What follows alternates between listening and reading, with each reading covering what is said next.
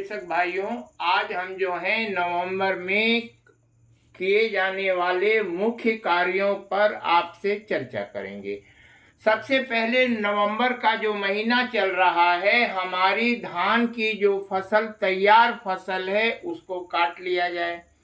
और नवंबर में एक चीज और देखी जाती है कि हमारे धान के खेतों में अधिकतर जो है BPH या ब्राउन हापर का जो है ब्राउन प्लांट हापर का जो है आक्रमण होता है, और दूसरा जो है सैनिक कीट का प्रयोग होता है। तो आप इन दोनों का जो है विशेष रूप से रोकथाम करें।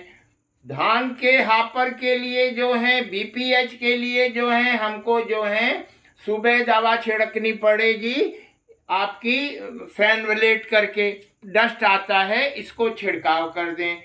अच्छा, और जो सैनिक कीट होते हैं यह जो है रात्रिचर होते हैं। यह रात को हमारी फसलों पर जैसे सेना जो है युद्ध करती है उसी तरह आते हैं, और सुबह आपको फसल काटने की अवस्था पर लगेगा कि जैसे किसी ने हंसुआ से काट दिया हो। इसके लिए हमको जो है मेलाथियान मिलाकर जो है मेलाथियान और आपका पैराथियान मिलाकर जो है 3:1 का जो है छिड़काव डस्ट का हम कर सकते हैं। ये जो है दवा गोधूली बेला में या शाम के समय करनी चाहिए। अच्छा, अब जो है हमको जो है दूसरा काम पे ध्यान देना है कि गेहूं की खेत की तैयारी करें। अर्थात हम पहले जो है पलेवा देकर अपने खेत को जो है तैयार करें। उसके पश्चात जो है हम जो है नवंबर में गेहूं की बुआई 17 नवंबर के बाद सुनिश्चित करें।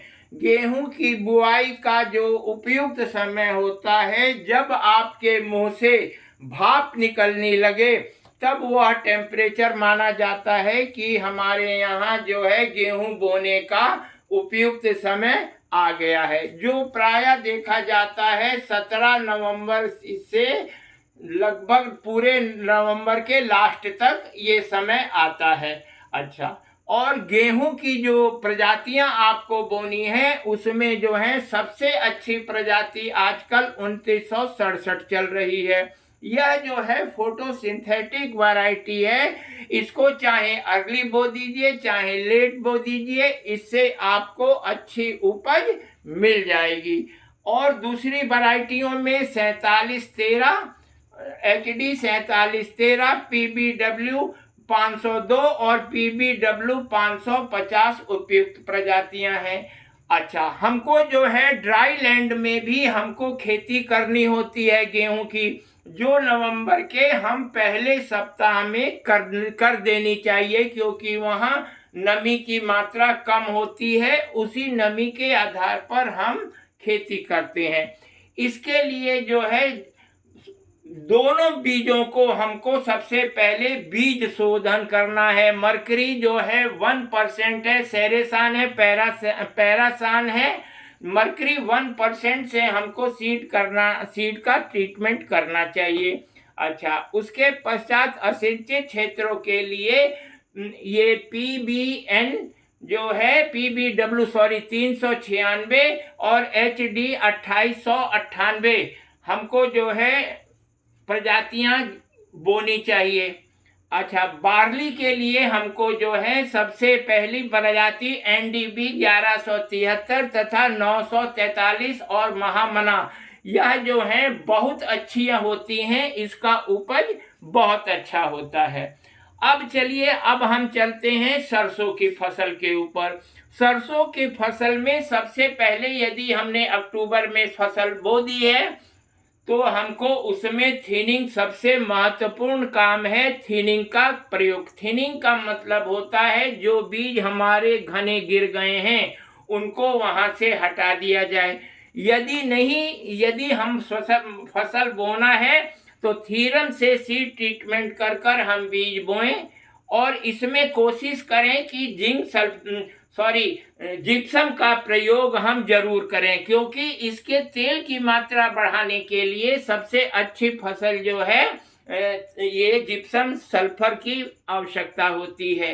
अच्छा, किसान यदि सरसों की उच्च प्रजातियां को बोना चाहते हैं तो पूसा जय किसान एक जो है सबसे अच्छी प्रजाति वर्तमान समय में बायोटेक्नोलॉजी मेथड से निकाली गई है, जिसकी इल्ड बड़ी अच्छी है।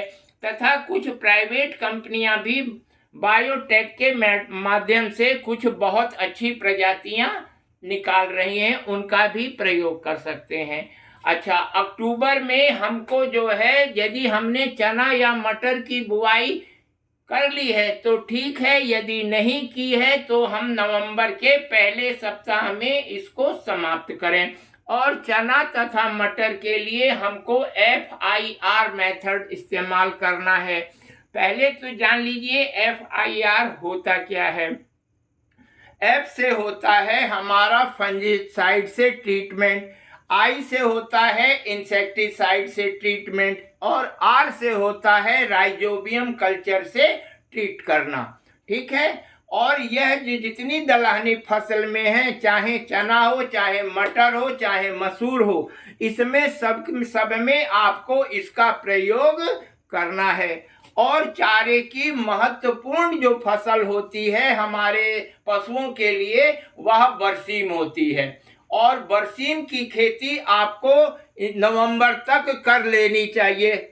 और नवंबर में किसी भी नए खेत में आपको बरसीम की खेती नहीं करनी चाहिए, नहीं तो आपकी उपज कम हो जाएगी। इसके लिए आपके पहले बोए हुए बरसीम के खेत में से 20-25 खटिया जो है मिट्टी निकालकर बीज में मिलाकर आपको उसमें ट्रांसप्लांटर उसको जो है हम जो है बो देते हैं। छिड़कवा विधि से नर्सरी में डाल देते हैं पानी का लेव लगाकर। वो होता है कि ये हमारा जो है एज ए बायो फर्टिलाइजर का काम, क्योंकि उसमें जो है माइक्रो ऑर्गेनिज्म सूक्ष्म जीवाणु जो है पुराने वाले खेतों में होते हैं और हमारी बरसीम की उपज को बढ़ाने के काम करते हैं। इतना सब देखते हुए धन्यवाद।